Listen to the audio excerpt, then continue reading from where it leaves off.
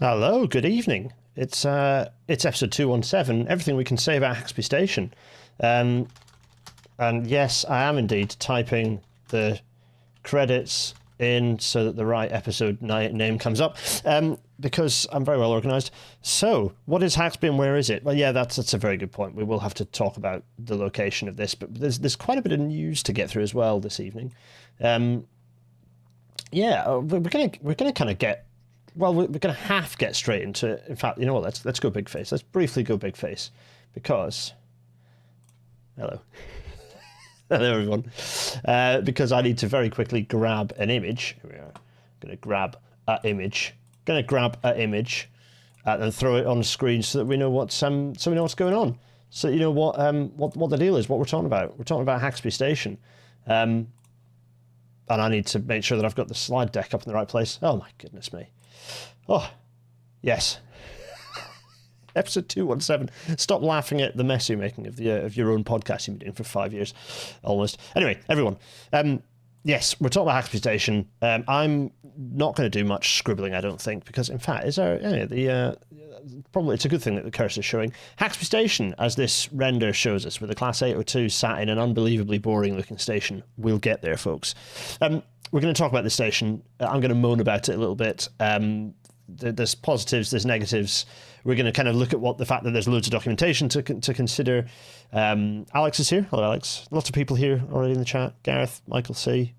Ah, lovely job. All the classics. Rigor Mortis is here. Hello, everyone. Raphael. Marvellous. So, let's talk about it. Right, before further ado, no, not before further ado. Before I continue burning hours, let's get stuck in. Everyone, welcome to tonight's Rail Natter.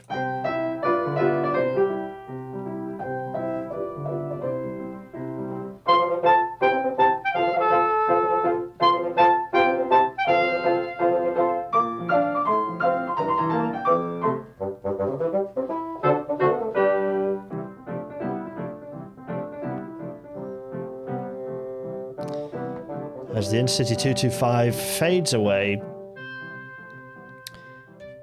we must do some news. There's quite a bit of news to go through here. Absolutely, happy Pride Month to everyone. Yes, yeah, we must put a bit of news in, because there's quite a few things. Many things have been happening.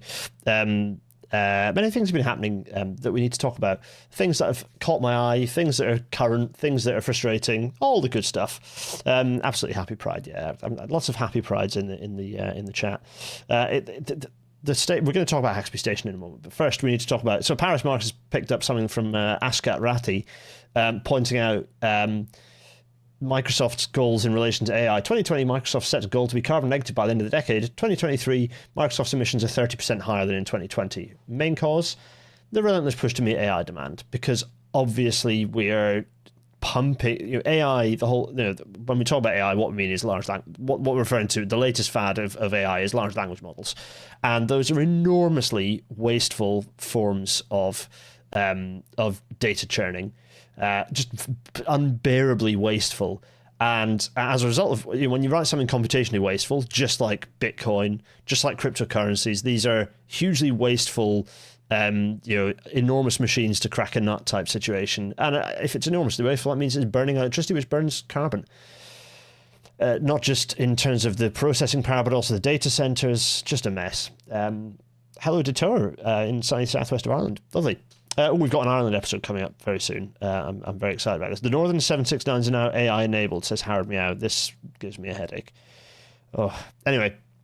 So what I can encourage you to do is call this stuff out and listen to Trash Future if you want to get angry about the pointlessness of this. Thankfully, we're reaching the end of the bubble. It's going to burst very soon. But in the meantime, we've given the tech companies something else to burn carbon over.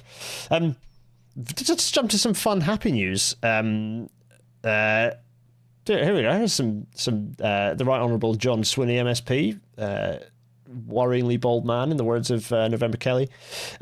Also, some other dignitaries here, the local dignitaries and railway dignitaries, in front of the snazzy, similar to the Borders Railway. They put stickers onto well, in this case it looks suspiciously like a Class 158. They put stickers onto a train to arrive at Leven. This is good. But I don't want to talk about this because Michael C., our roving reporter, has put something together that's going to tell us all about this. So hopefully the sound levels will be all right. Fingers crossed for that. If not, we'll fix it in post and all. You can just turn the volume up and turn it back down again. Let's see what Michael C. has to say. On Sunday the 2nd of June, Britain's newest railway opened, the Levenmouth Rail Link, comprising 2 new stations and 6 miles of mostly double-track railway on the path of a former line. The 2 new stations are Leven and Cameron Bridge, and operationally they function as an extension of the Fife Circle, with an hourly service operating from Leven to Edinburgh via Kirkcaldy, with plans for a second hourly service via Dunfermline to start at some point in the future. Leven station is located right next to the town centre, with an easy reach of the bus station. The car park has 133 spaces, including disabled and EV spaces, and the station also has good pedestrian and cycling links, though I think there's still some room for improvement. So let's suppose you're on this bridge and you want to get to the station. You have to go all the way down there and round when it's just there. And I feel like if they just installed some steps. The station itself has this strange little entrance building with a single cashless ticket machine, as well as benches and departure information. Moving through to the platforms and you'll find some bike racks as well. The station has an island platform with, I think Gareth will agree with me here, some very impressive buffers. On the platforms you'll find the usual station furniture, such as a help point, though this one also has timetable information, as well as shelters, benches, grip bins, departure boards, and all the usual stuff you'd expect. The lead unit of the inaugural train had been wrapped in this fantastic livery for the opening, and soon we were off to the next station. Cameron Bridge Station has 2 long curved platforms linked by a cookie cutter footbridge with 2 lifts, one of which promptly broke, trapping someone inside. The entrance has another one of these strangely shaped shelters, containing bike racks, a ticket machine and an information display. Bizarrely, the waiting shelter on the other platform also has a ticket machine, meaning this station has 2, whilst Leven, which is surely forecast to be the busier, only has 1. In terms of access, Cameron Bridge Station has a large 125 space car park, also including EV and disabled spaces. There's also a bus stop here, which unlike at Thanet Parkway, actually has services scheduled to call here. There are also works ongoing to improve the active travel links here, but it seems like there's still a little way to go on that. Both stations have platforms that are long enough to accommodate 8-car trains, and the entire line is also electrification ready, meaning they've installed the foundations and necessary underground equipment for electrification to be installed cheaper and easier in the future. East-West Rail! From here, the line winds its way up the valley, following the River Leven and later the River Orr to Thornton Junction, where it joins the main line. And that, in a nutshell, is the Levenmouth Rail Link. Oh, thanks, Michael C. Everyone's deaf now from the electrification point. But Michael C, thank you very much indeed. A nice little tour.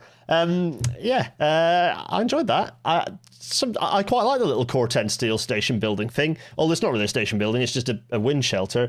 But it's a shame that, I mean, this isn't, people are saying DFT are allergic to station buildings. It's not DFT had nothing to do with this. This is a Scotland thing, Transport Scotland. But yes, no, the UK still seems to be allergic to actually putting in a station building. The thing is, if you build a station building, you have to put staff in it. And we don't want staff. You have to pay staff.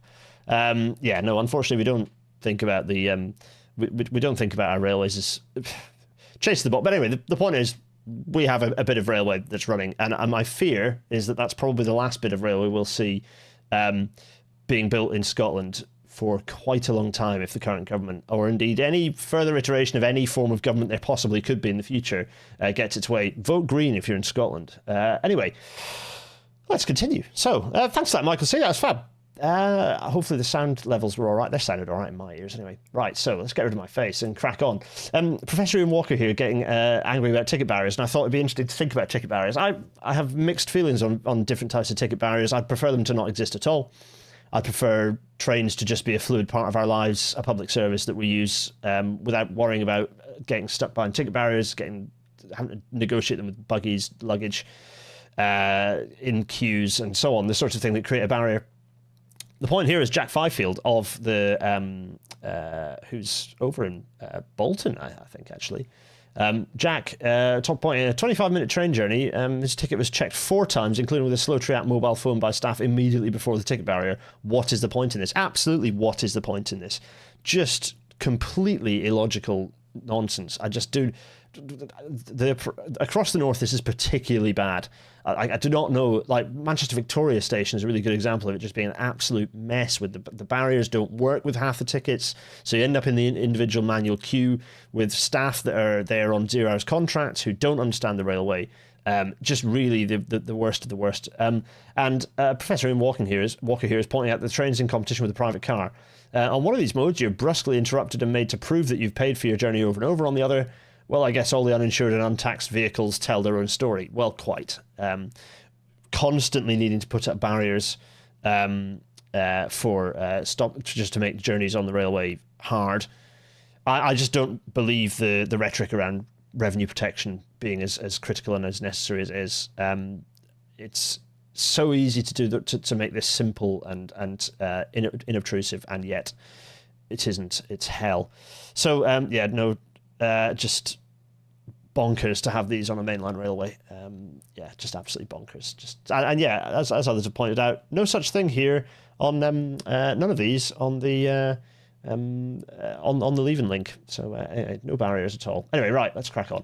So, flexible interiors. So I had this sent to me by a friend in Südostbahn, actually, to talk about this little project that they've been doing, to which I want to briefly kind of bring up, actually. So it's kind of an interesting project. We've seen the developments like these in the UK, in GB attempting to do the same thing with, converting flexible space for cycles. One of the challenges we have partly this is a shift to multiple units where you don't generally have open shared space. In the UK, we have GB, we have the particular challenge of trains are just very short by their nature, so every lost seat is a problem. We've seen these, I think they were being trialled in Marylebone, weren't they? The similar design of this. The challenge with these is if you have to ask a passenger to move, it kind of defeats the object. I'm of the view that if you're going that train operating companies, or whoever they are, train operators rather, should just commit to having space dedicated for mixed use space, by the way. Don't just necessarily make it dedicated for cycles. But if you have mixed use space, then you can put buggies in there, bicycles, cargo bikes, whatever it happens to be. That mixed use space is, in my view, preferable to having this kind of convertible space. But the point is trying to show the art of the possible within the train. You didn't see a little bit of what the attempt here. This is one of the Austrian railway companies, by the way. Austrian, sorry, my good grief, Swiss. Sorry, everyone in Die Schweiz. This is the Swiss Südostbahn, of course, the Southeastern Railway. It's Austria. God, good grief. I'm so sorry. Anyway, kind of interesting solution. I mean, certainly they look very smart. It's a very smart-looking solution. But, and it could be, someone's right. It could be swapped between peak and off-peak so that the passenger doesn't have to do anything to do the conversion and don't see it being converted, but it happens around. There's lots of good bump here. I'm sure we can read through, but I won't dwell on it. But so some thoughts there. Always interested, always a thing to just raise. It was sent to me in a DM, and I thought it was interesting enough to pop in. Talking of the fun stuff that's going on in Europe, I thought it's worth us pointing out that the Portuguese high-speed line between Lisbon and Porto is happening. It's go. It should be opening in 2032. We'll see how they go. It's It'll also have connections into Spain as well, towards Madrid. So this is exciting. I happen to have been having a look at some of the... In fact, I've got a copy of all the plans for these because I've been looking through it to do some support for reasons. It's quite interesting. Big old project. It's nice when a country can build high-speed rail, isn't it? Something that the UK is allergic to doing, other than the first bit that we can shove through the legal process, and then we get tired and bored of it. from a government perspective. Fantastic. Anyway, what else? Again, we're still in Europe. This is an interesting one. Germany and France, again, I think this is Paris Marx. They were pointing this out. And Germany and France are pushing vigorously, partly as a result of the Alstom-Siemens deal not going ahead a while back. Paris and Berlin both want to get Brussels to sack off the majority of its competition laws. This makes somewhat of a poo to any pretense that competition either exists or is a good thing. The point of this is being basically so that they can compete with China, because China is encroaching further towards Western Europe. The countries that have got Chinese railway stuff, CRRC technology, whether it's signaling trains, is getting closer and closer and closer into Western Europe, and that's making Germany and France scared, because China can just outdo them on price and with basically no issue on quality, relatively speaking. So they're getting nervous, and as a result of that, they're going, EU, can you just make competition law go away and antitrust law go away so that we can just make our companies really big? As ever, I'll just make the point of just raise the can it go bust rule. If it can't go bust, which absolutely is the case for Siemens and Alstom individually, then absolutely the case for a combined Alstom and Siemens. If it can't go bust, then why is it a private company? Anyway, that's one for the chin scratch. Anyway, this is the irony is that this is one of the reasons that Brexit was talked about, was the fact that we can scrap some of the competition laws and antitrust laws and we can run our railway properly. Just point out that the EU's getting to the point where it's going to bin off its own competition laws, and if we were in the EU, we could have forced them to do that. We could have been part of that process. But anyway, alas not. Of course, general election was announced. Starmer versus Sunak, the inspirational election of our lifetime. Very interesting quote here from a really good piece by Aditya Chakrabarti, pointing out that Starmer and Sunak are two sides of the same rotten politics. I have to agree, but there's a very important quote here. Analysis by the Institute for Fiscal... Taj Ali has picked this up, by the way. Everyone should follow Taj. He's absolutely fantastic. Fantastic journalist, well worth the Tribune, very, very good source of news. Anyway, analysis by the Institute for Fiscal Studies suggests that whichever of the two parties comes to power in July, day-to-day spending on everything outside health, defence and education is promised to fall by around 20 billion. That is roughly equal to shutting the entire Home Office, which is quite a good idea, by the way, or closing the Department for Environment, Food and Rural Affairs, DEFRA, or and DCMS. The next time a journalist interviews a Labour frontbencher, they should ask which of those options they would prefer. Absolutely. This is just, why are we reducing spending at a point when everything is on fire and needs to be fixed? Spend the money so that the stuff gets fixed, and then the economy will work better, and then you won't have to worry about paying the money back, because the economy will be big enough that money will just get paid back naturally. It's basic stuff. Incidentally, on that theme, pretty much everyone says, or certainly a majority of people say, put taxes up and pay for stuff, please. I want the country to work better rather than having an additional 20 quid a week. And, low income earners, that doesn't make any difference. They should not be affected by tax increases. But middle income people like me, I'd be quite keen, and indeed probably do, because I'm not very good at filling out my tax returns, pay more tax. As in, I'm not very good at filling out my tax returns, and I probably pay more tax than I ought to on my self-assessment stuff, which I'm fine with, whatever. But everyone should put taxes up. Everyone who's earning middle incomes and up should be paying more. There should be a 100% tax on anything over £1 million. No one needs to earn that much. At that point, just all of it should go as to be taxed, and it shouldn't just be income that we're taxing. We should be taxing wealth, not income. All of these things would increase our coffers. Also, the fact that it doesn't matter a huge amount. You can do the investment first. You don't need to earn the cash first. Anyway, so interesting little poll by Ipsos for the Financial Times, pointing out that Labour, the Lib Dems, the majority of people want, significant majority of people want an increase on spending, and a minority of people want tax cuts. Weirdly enough, the Lib Dems are the ones who really want to spend that, really want to have that money spent. But I dare say that represents the demographic of Lib Dem voters. Anyway, there's some interesting stats. Weighted sample of 2,000, so it's not a huge sample size, but it's interesting. And they somewhat undermine the point that government are, somewhat undermine the point that government is making about the fact that tax cuts are what everyone wants. Right, open data. Tom Forth has been making a point of showing us how hopeless rail delivery group's open data access is. The ORR's origin and destination matrix, which is supposedly open data, this is not open data, folks. All registered users, okay, fine. Why do I have to register? You should just be able to access. If it's OGL 3, that means it should just be instantly accessible, not you have to subscribe or by signing in or registering, okay. Then you have to fill out this and fill in an enormous form to get an account, and then you have to wait until your request is approved. This is not open data. Deirdre, by the way, is saying that 2000 is, if it's a well-designed sample, it's more than sufficient for such a poll. Thanks, Deirdre. Thanks, Detour. Always appreciate the inputs of a professional statistician on the show. So rail industry is screwing up open data. The sooner the rail delivery group is Thanos, the better. Let's jump to some other fun, interesting stuff. Bold Liverpool Central plans. Some interesting stuff being talked about by the Metro Mayor, Steve Rotherham, but also in collaboration with Burnham over in Manchester, talking about how to essentially expand Liverpool Central's complex into having an underground, nominally fast connection.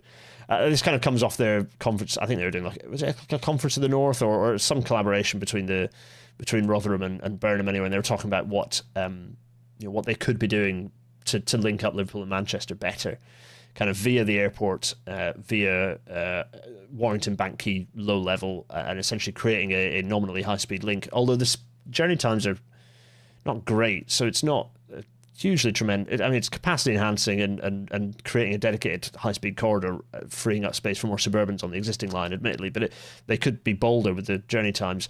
But the right thing to do is to build new... the right thing to do is absolutely to be building more new dedicated high-speed platforms in the centre of Manchester and Liverpool, and this is kind of what's being discussed here. Let's continue with some more news. That's right. Virgin Trains here. Once again, we're seeing open access trying to happen. Branson wanting Virgin Trains to reappear, running open access stuff. This is just a dreadful idea. We should not be doing this. Just to be really clear, this is hopeless. And in fact, I gave an interview to previously mentioned Jack Fifield here for the Bolton News, talking about the idea of direct Bolton to London trains, and how bad an idea this is. God, the ads you get on local news is so weird. Why is my ad blocker not working with those, actually? That's weird. I must have paused it on the Bolton News website so I could look at it. Anyway, fine. Strange. Just absolutely... we should not be doing this. Like, open access should not be happening. We do not need open access services. If we should also not be having direct services to every bloody place, every which way. We should have hub and spoke, so you have long-distance high-speed services to a major hub station, and then lots of high-density suburban services branching out, connecting everywhere to that hub station. We should not be having direct high-speed services along every bloody branch line on the country. This is the problem we have. It's a thing we need to reverse. I was in Leeds Station last night. What did I see? I saw an Azuma that stops at Horsforth on its way to Harrogate. An Azuma has a long distance train has absolutely no business going up a line to Harrogate. I have on good authority that one train blocks about 4 suburban paths on its way up to Harrogate as part of its turning around at Harrogate. This is just not how to run a railway. Just absolute zero logic whatsoever. Gareth is saying and circles. Yeah, hub spoke and circles. Yeah, we do have to do more kind of roundabout routes, kind of linking, not just relying going into hub, but going between radial places as well. Absolutely. Open access, very bad news. It's like the Pendulums that stop at Wilmslow just for serving posh people. Yeah, well, quite. This is an interesting one raised here. Transport for London making a point of highlighting that currently there is... I was going to do some sums to add all this up. What is that? 14, 24, 32, 40, 48, 50. We're talking about the best. We're talking about a good 60, 70, maybe 75, maybe more, actually. Someone do the sums on this and add up how much this is and tell us at the end of the episode. This is an enormous amount of money. What is it, though? It's the amount of money that the congestion charge has not been paid by ambassadors and their staff, ambassadorial staff, the biggest offender being the American embassy. So the USA owes London about 15 million quid. Japan is next, about 10 million quid. India, 8.5 million. Nigeria, 8.5 million. China, 8 million. Russia, 6 million. We're not getting that back anytime soon. Poland, 5 million. Ghana, 5 million. Kazakhstan, 5 million. Germany, 5 million. Sudan, 4 million. And so on and so on. Pakistan, 3 million. France, 2.5 million. Good grief. Cuba here owing 2.5 million. It's some sizable cash. 75 million quid is like... That's quite a lot of access for all station work. Hello? Pay us back, you chancers. The congestion charge is charged for a service and not a tax, which means diplomats are not exempt from paying it. Yeah, I quite like this. Countries not on the list, no debt, Ireland and Italy. Absolutely dictatorial. Yeah, very good to point out. Alex is saying we need to pay Nigeria first to facilitate the payment. There's some. Yeah, there's a few countries on there like Nigeria, certainly, that they owe us nothing. But anyway, let's see. Stuart Broadbent is saying there's a good argument that the congestion charge is a tax, not a charge for a service, per Dan Needle. Is it a news episode? It's ending up being a news episode. No, we're talking Haxby in a minute. Private finance legacies. I'm not going to dwell on this much. Sam Dimitriou is saying things again. This is an interesting one because we're talking about the IPA and NIC being merged. Labour have said they're going to do this. These bodies, the Infrastructure Projects Authority and the NIC, both of these are treasury bodies. They're both a legacy of private finance initiatives. Like, they are a direct legacy of government creating think tanks within government, within Treasury specifically, to push the rest of government to do more private finance initiatives. These are both authorities I'd rather simply didn't exist. They have no purpose to exist. So I want these. So it's interesting that they're going to merge them, in the sense that it's interesting that they're not getting rid of them altogether. There's no the Treasury has absolutely no business having this authority. It is not a government body that needs to have that authority. The Treasury needs to be diminished into a secondary department anyway, if not entirely atomized. And so it's kind of what's interesting about this isn't that this means anything good. It doesn't. It's the fact that these continue to exist. I'm absolutely going to do a Rail Natter episode on the history of private finance in the UK, because it ties directly to transport. It ties into a lot of why Treasury Brain is the way it is right now. On the subject of that, Sam has been tweeting some real corkers recently. One of these is just a quote from Tony Blair on inverted commas popular policies. Can I do a Blair? Do I have a Blair on deck? But secondly, when you poll individual policies, it's what I call the difference between a 3-second conversation, a 30-second conversation, and a 3-minute conversation. So, railway nationalisation. Anyway, yeah, basically, this is the stupid nonsense. This is absolute Blair brain rot here. Blair used the example of nationalisation. He said, 3-second conversation, yeah, it should be in public ownership. 30-second conversation, you're going to spend a lot of time on doing it. Maybe it's fiddly and pension funds and blah. 3-minute conversations, here are the big challenges in transport, and this is so Blair.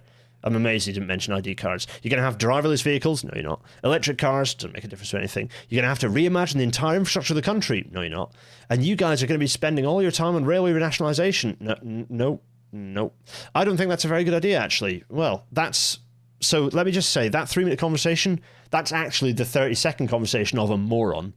And it's when you dig into, but the experts. The 3-minute could go beyond a 3-minute conversation to experts. And what happens is, funnily enough, I'm not using the Wacom, expert view goes right back to, it should be in public ownership. So this is absolute perfect Blair brain. Anyway, Sam and the team at Britain Remade have made a report about how to get Britain building again, and we're going to go through it in a future natter, because I'm interested to see what's said. I'm sure some of it will be good. I've got a good confidence that a lot of it is complete bunkum, so it'll be interesting to have a look at that. So, are we going to get an election special rail natter? I'm hoping so. I'm hoping to have an interview with each of the the Shadow Secretary of State for Transport for. It'd be good to have a chat with Louise and also the Lib Dems and Greens transport leads to see what they're all saying on transport and what they think and what they have to say. And I'll use set questions for each so that they'll have a chance to answer in their own way against a set of common questions, and we'll see what they say. It should be interesting. That's my hope. Let's see if they all get back to me. So, next week we're going to be talking about this, but the Public Accounts Committee have published an interesting report on rail reform and what it has done. We'll find out what it's done. So, it's time we talk about Haxby. First of all, what is a Haxby? Let's go small face. So, let's talk about location. What is a Haxby? What is it? What's it about? So, here's York. Here's York Station. Actually, let's zoom right out. Here is Britain. There's Ireland. There's Britain. And here is Leeds. This is Open Railway map, by the way. Down here is Leeds. Up here is York. It's on a funny kink in the East Coast Main Line because it was actually the connection between two very separate railways stitched together to form the East Coast Main Line. So yeah, the North Eastern Railway meeting the Great Northern Railway here. And actually, that's not entirely true. It was various bits of North Eastern Railway stitched together here, actually. But anyway, moot point. Here's York Station with its big old kink. Coming off York Station is a line that runs through York, through some very busy areas, including the railways, including the hospital, one of the big employers in the area, without stopping anywhere near it. So the hospital's here and there's no station, which could be quite useful if there's a little halt. Runs up through, goes past several other very built-up areas into Haxby, which is one of the larger of the feeding conurbations into, if not possibly the largest, actually, feeding kind of villages, if you like, but it's kind of almost a town, really, feeding into York, commuting into York, and then goes up to Strensall, and then runs off towards, where there is a station at Malton, Seymour, and then Scarborough. Fine. So that's the railway line along here. There have been proposals for a station at Haxby for ages. Bootham sounds interesting. Bootham is just the name of this part of York here.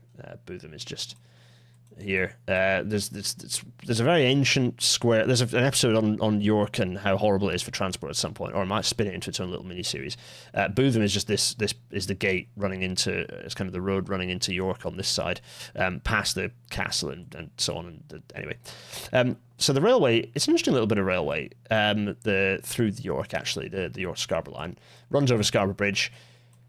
At the moment, the majority of services are provided by, in fact, all the services are provided by Transpennine Express. Are there any northern ones that go along? I don't think there are. There used to be, is there a Blackpool one extended? Anyway, the majority of services are provided by Transpennine Express as continuations of them, in the vast majority of cases, continuations of the service through to Manchester Victoria into the airport, or whatever it has to be. So the service is kind of continued. Interestingly enough, there are plans to curtail that. So there are long-term plans, the ITSS or whatever it is actually that the Scarborough services will be severed at York, because it makes a hell of a lot of things a lot easier. And there will be, there'll just essentially be a shuttle running from York to Scarborough. From my perspective, that makes much more sense, because you essentially allow that, you stop wrecking a regionally important and locally important service by all the snarl-ups that happen over the busy Transpennine routes. So it makes more sense actually to run it as a shuttle. And if you run it as a shuttle, all the challenges with Haxby Station, which was, it'll add 2, 3, 4 minutes to the journey time, boo-hoo, and that makes it more difficult to flight the service into the mess that is York through to Leeds through to Manchester. Well, that, if you disassociate that, that makes your life a lot easier, and suddenly you can have Haxby Station, and you can have another station somewhere, you can have another station at Strensall, or, well, no, Strensall's a bit close, but to my view, it'd be quite useful to have a station, for example, much closer into the station, into the city. For example, a halt at the airport, at the hospital, perhaps something a bit closer to New Year's-Wick near the bypass and near all the massive shopping centres and nonsense there are around there. And then further up, and actually maybe having a station, maybe Haxby, and then something at the other side of Strensall as well.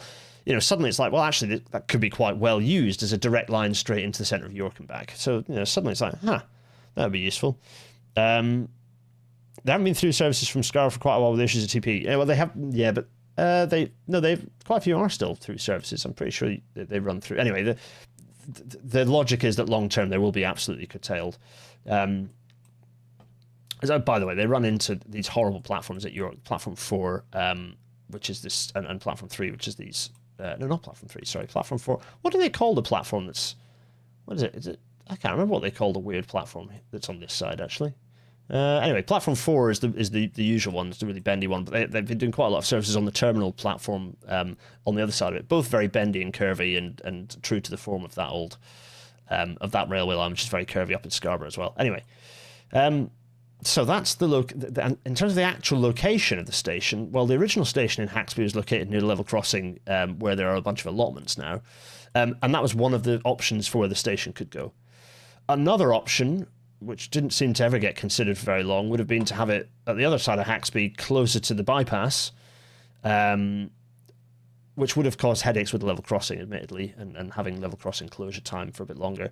But it would have meant that actually you could have justified having a station there that served New Earswick, and would have actually had catchment of New Earswick and Haxby, and also could have justified then having another station at Strensall. So I'm in various minds about the position of the station, because actually what they've done is position it up north of Haxby in this area here next to Tothorpe Road, which would be good if they built a cycleway along the railway to get you easily into Strensall. But unfortunately, what they have done actually is that if you follow Tothorpe Road, you get spat out at the junction with Moor Lane, and then that stretch of road up into Strensall is it's really horrible, frankly. It's really busy with buses and stuff. So unless they build a dedicated cycle route, either direct off-road or an on-road but segregated cycleway, it's not great for connections to Strensall, because there's an opportunity for Strensall to have a connection by rail line, and it's not being taken. Eventually the barracks here will get turned into, I presume, homes, although possibly there's some discussion it's not all homes. It's potentially going to be some retail as well. But probably likely there's a decent number of homes that will be added to the barracks area as this gets taken over, kind of sold off as inevitable for all MOD assets, and which means more homes. And again, it's like, well, okay, we should probably serve those. And also, they've built quite a lot of new homes built up in Strensall already that would benefit from a connection with a fixed, a railway line connection onto the line. So, the position of that station kind of is to my mind, operationally, it feels a bit like we can only have one station and that's where it's going to go, rather than actually what are the concentrations of population, how best to serve all of them along the route. So I'm a little skeptical as to the strategic view of that service in that sense. So but okay, fine. That's the logic. Gareth is asking about. There's lots of questions coming in. I'm conscious of time, but Gareth asking about Gabon stationed on a level crossing, but why did the barriers come down with the station with the trains approaching the platform as opposed to one ready to leave? It's all an issue with signalling, and lots of signalling reasons for this that I could not refer back to. There's a coloured line at Queen Elizabeth Barracks. Yeah, that's because there's a line that I dare say will feed there'll be a line that feeds the gunnery. There'll be they'll shoot things here, you see. And in fact, if I was in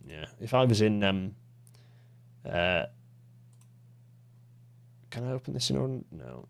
Anyway, I don't even know what I just pressed. But anyway, basically, if I was in OpenStreetMap, I could tell you exactly what that is because it would have been tagged. But anyway, I'm not. I'm in this. Anyway, right. So it is about train overshooting, among other things. Yeah, they'll need more barracks if the army has to take on 30,000 18-year-olds every year. Yes, Richard, you're right. As soon as national service kicks in, they'll have to take over the whole of Strensall Common with barracks. You're absolutely right. Anyway, right. So there is. By the way, in terms of York commuting, people laugh at the idea of York having a suburban railway network, and rightly so.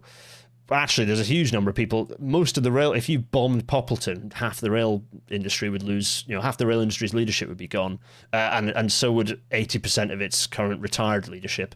They all live in Poppleton. Pretty regular commuting route. Again, this is one that really ought to be completely electrified and running frequently between York and Leeds, because it's a lot of people live on this line because it's fancy.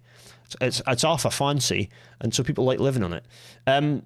Ditto, it would be very useful to have a park and ride railway connection down Askham Bar onto the railway and running up through to somewhere like Scarborough. Again, park and ride would be quite good for the railway if they built park and ride and built a station here. Again, this is why I think there should be a station. The Haxby station should be next to the ring road. Then you have a Strensel station, and you have a hospital station. That would be my view of the right thing to do long term. But anyway, right, let's park that for now. Let's talk about the design of the station, because I have thoughts on the design of the station too. This is me I know I'm conscious I'm being very armchair, but I think essentially the reason the position of the station, if we talk about the location, the reason the station has been put in a house is because of circumstances that have now changed.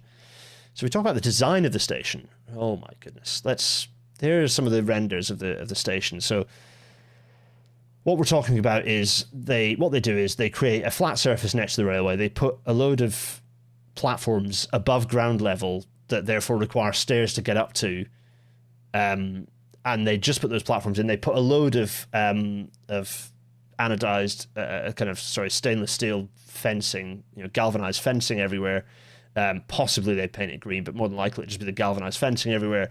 Everything's galvanized. Everything will just have that galvanized farm gate look. There'll be poles to put the CCTV on. There'll be separate poles for the lights. There'll be separate poles for signage. And then there'll be a completely out of arbitrarily located, kind of just as if it's just been plonked from a copy-paste unit, AFA lift dropped in without any connection to the rest of the station, and then there'll be a bus shelter or two, which is misery.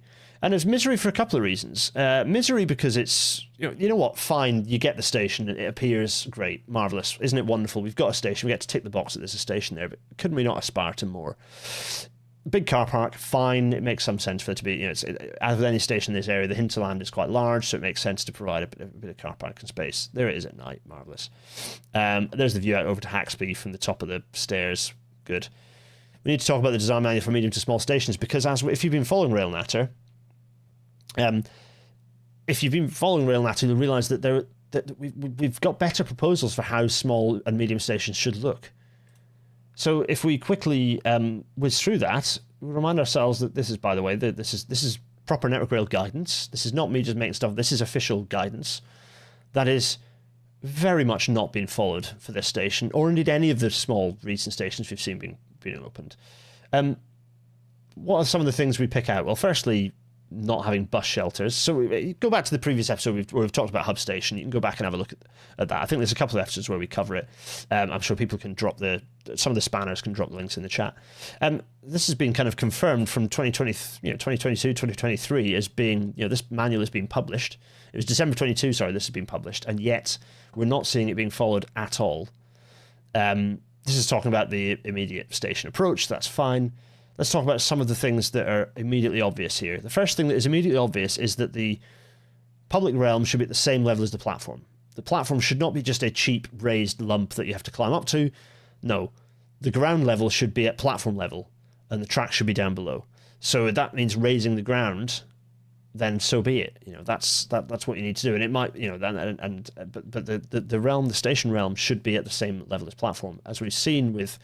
If we go and have a look at some of the visualizations here, you can see that these are just the things looking at view. You can see that's very much not the case. The station is just elevated, which means that you get a separation of here is a platform, here is some tagged on public realm. The whole point of Hub Station is that you're creating that connection. You're creating that connection between the railway and the wider environment. There's a reason for it. It's not just because it looks nice. It's absolute purpose for it. Accessibility being an absolutely key requirement of that, of course, as well. So here's Hub Station. Here's the look of it. You'll notice also that it has a design language, and it's supposed to be repeatable. Some of these stations are perfect. These little stations are perfect to roll this stuff out, and yet it's not happening. We've got the opportunity to create something nice here at Haxby. You could have a little clock. You could have, and again, this notably, you'll see there isn't an AFA lift on this bit, but we'll get to that in a second. Here's the bus shelter, and here's what Hub Station offers. It's proposing a better solution here. There's also some cost comparisons for features here that could have been used. All of this could have been referred to, and good grief has it not. So here's what it could be looking like. With, again, reinforce platform at the same ground level, at the same level as the public realm immediately adjacent to it, so that people are not having to negotiate stairs or ramps to get into the station. It should be as permeable as possible. Really, really key element of good station design. a community element, which has just not been thought of at all for Haxby.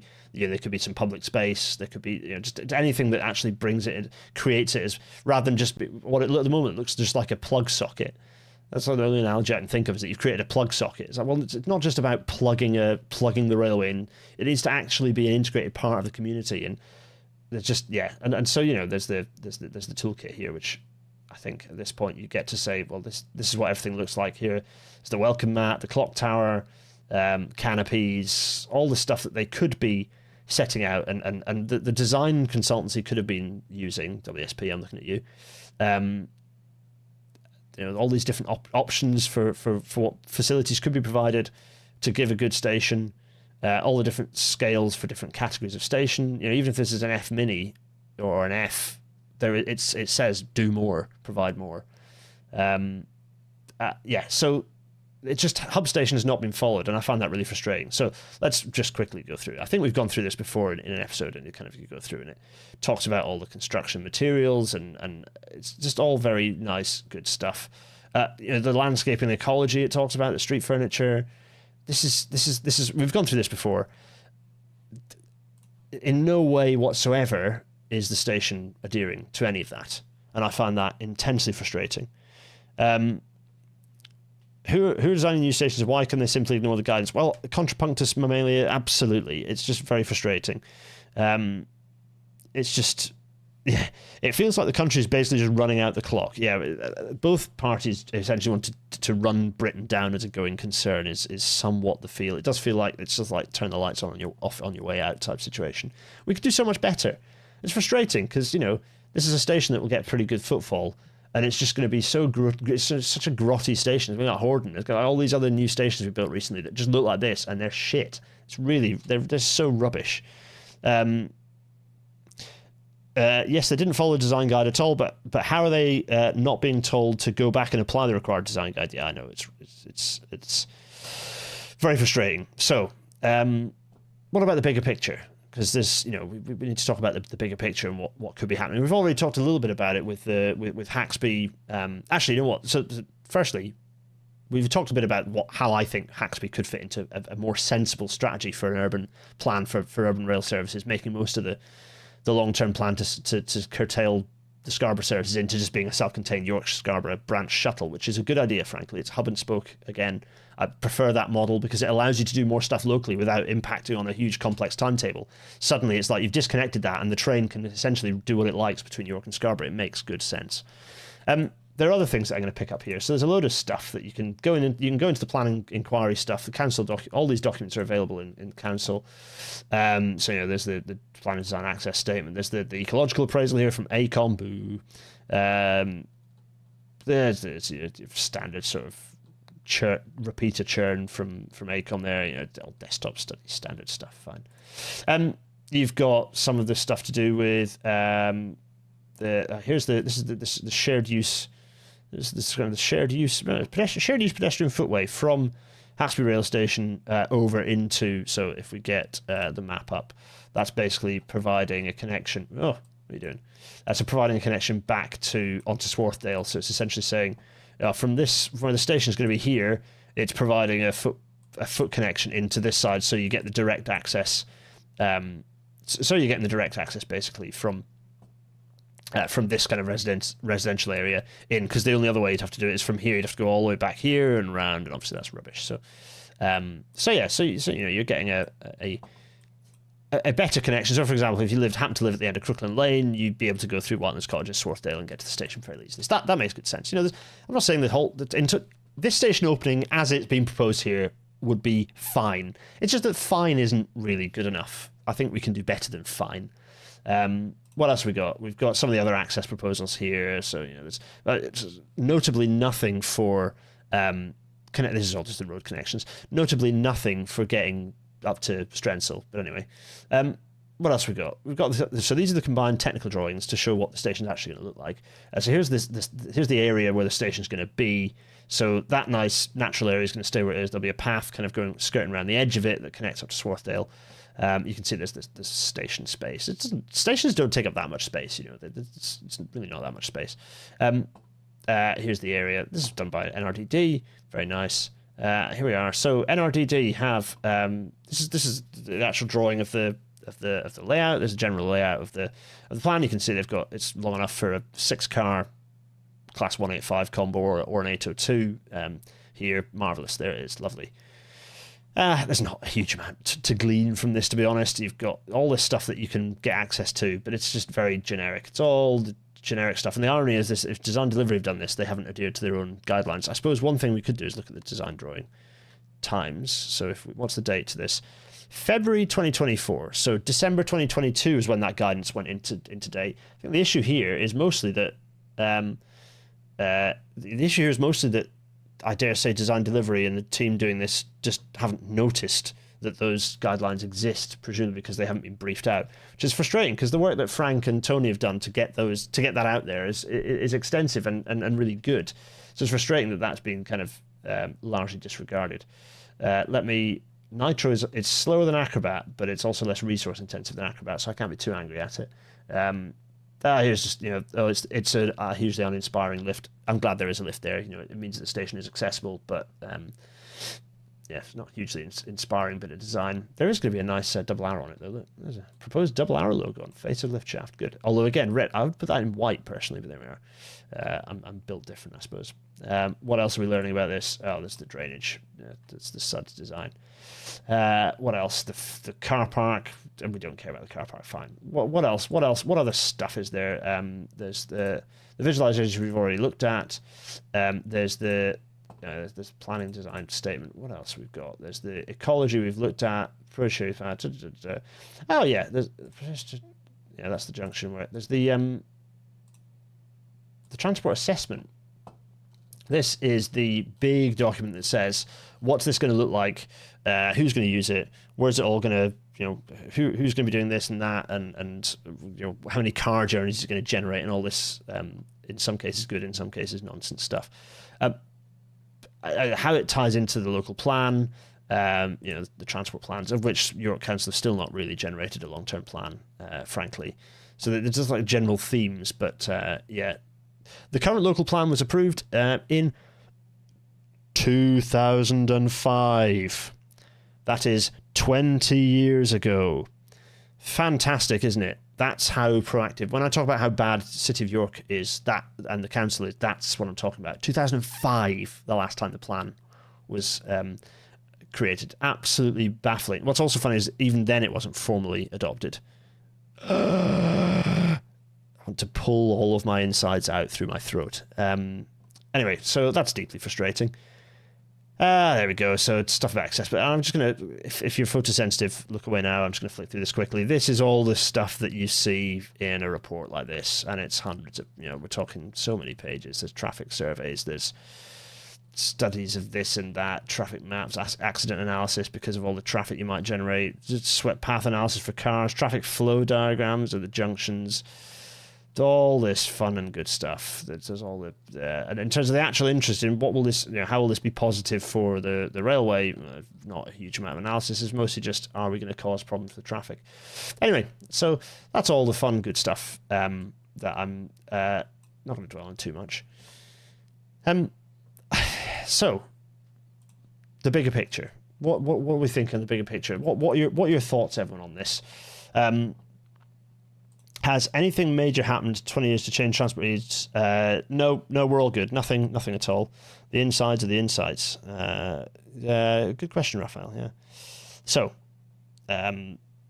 let's go back through thoughts. Design delivery, not delivering the design as ordered per the design manual. Well, indeed, yeah. Let's see. Let's hope no one gets stuck in that lift on the opening day. Indeed. Yeah, well, quite. Yeah. Yeah, it's a situation where I'm just becoming preoccupied by events. I'm about to record a podcast after this as well, which is why I'm trying to keep it tight. Episode 112, Network Rail's modular design for small and medium stations. Yeah, we did do that, didn't we? What else are your thoughts? Just the frustration is the lack of forward, the lack of vision and being excited about what Haxby is quite a buzzing community. It's got loads of really nice. It's got really efficient ships. It's got lots of kind of nice community shops. It's got quite a community feel to it. the station should tap into that. The opportunity should be taken to say, well, actually, we're kind of moving the center of gravity of the focus on my face camera. Moving the center of gravity of the station of the town towards the station. So what else can we do between the town, the community hall, everything that's there? I used to baby Century play in Haxby Community Hall actually, and the station. What can we do to connect that? What can we do? Is the potential that we could create some retail space and actually rezone some space, or kind of in the local plan change the space to more retail, connect on that route so that it encourages a change in the shape of the town almost around that. No, nothing like that at all. Just slap the station in the most convenient and a place that doesn't piss anyone off. Don't worry. The hell with worrying about how it fits into the bigger picture. It doesn't matter. Just put the station there because we can say it's done, and then it'll roughly, people will use it. So great, marvelous. Yeah, very frustrating. Howard Meow has a question. Being more serious about that Starbridge, Dudley, Walsall, Litchfield corridor, it's a perfect strategic bypass to the Lickey Incline. Yeah, lots of discussion about this in the last episode. We were talking about the West Midlands. Yeah, the Discord server chat, all to continue. All the new stations looking the same is also kind of boring. Well, the point is, just Wilbur, that they wouldn't all look the same. So that guidance, the guidance document, the hub station logic is that they don't all look the same. You have a kit of parts that has materials that you can interchange, and so the combination of the kit of parts being variable, so you assemble it in different ways, as well as the use of different local materials and the elements of community that you bring in, mean that it wouldn't look the same. The whole point is that it wouldn't look the same. That is so much of an improvement compared to elevated platforms with 2 bus shelters on them and an AFA lift. The level of the other thing about having the fencing at having the platform raised up is that you have to have all that fencing behind it. It's just really poor, ugly design. Not having a segregated cycle path to the station seems like such an easy win to forgo. Absolutely deter. Really frustrating. Suggestion for next time look at new station design, look at the design manual for what we should be expecting. Well, I don't think I need to. Everyone watching now is getting close. Express your disappointment by smashing the like button. Yeah, absolutely. Right, so it's 2058. It's time I made my face disappear. Everyone, I know we didn't talk about Haxby much, but that's because there's not a huge amount to say because the plans are still up in the air. But for those who listen to this in audio-only format, thank you so much. It's always a pleasure to have you along. I think we're back up to date again now. Next week. No, not next week. The usual plugs, patreon.com/Gareth Dennis for supporting more of this happening. Thank you so much to everyone on Patreon. I cannot express the extent to which that you allow this and keep this happening. It's been a difficult, for various reasons, it's turning into a difficult couple of months. And the Patreon support is very helpful in your support is helpful in making sure this happens and keeping me going, not just in Railnatter but more broadly. GarethDennis.co.uk/merch for the merchandise. Go in and get the Pride t-shirt, the Pride merch, because all that money goes to York LGBT Forum. PayPal.me/GarethDennis for loose change and abuse, although you don't have to do that. It's just if you don't want to subscribe, but you do want to support, that's allowed. GarethDennis.co.uk/Discord for the Discord server where this continues to happen forever. The chat continues ad infinitum on many different forums and ways in the Discord server, and it's joyous. I forgot to change the text on that. It's not about the bonus. It's Britannology.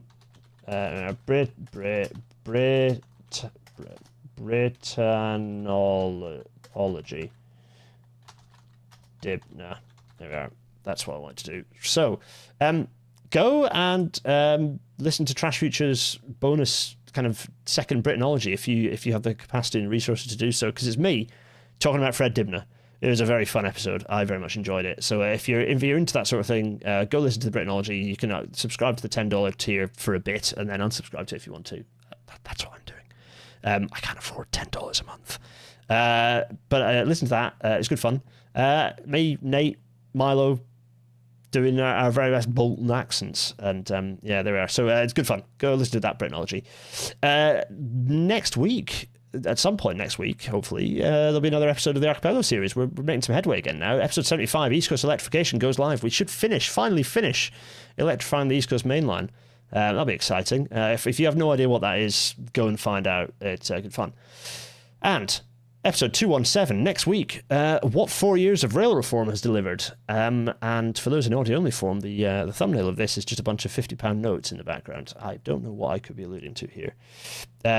So Fred Dibner, Archipelago, Amphitrust Action, and a PAC report, the Public Accounts Committee. What more could you want next week? Just joy. This will be a short one, says Katie Fentwell. Quite. Strensel rifle range railways squiggle at the army camp used for targets on wagons. Targets on wagons. Thanks, rigor mortis. Very, very useful. Everyone, I'm going to briefly go big face and say thank you very much indeed. I am now going to whiz off to appear on a very exciting podcast that many of you will already know about. Gareth, of course, has spotted that the new £50 notes are out today. Thank you, Gareth. What follows is a comprehensive list of the improvements, and that's it. Yes, exactly. We'll see you. We'll see you next week for that. Everyone, cheerio, cheerio.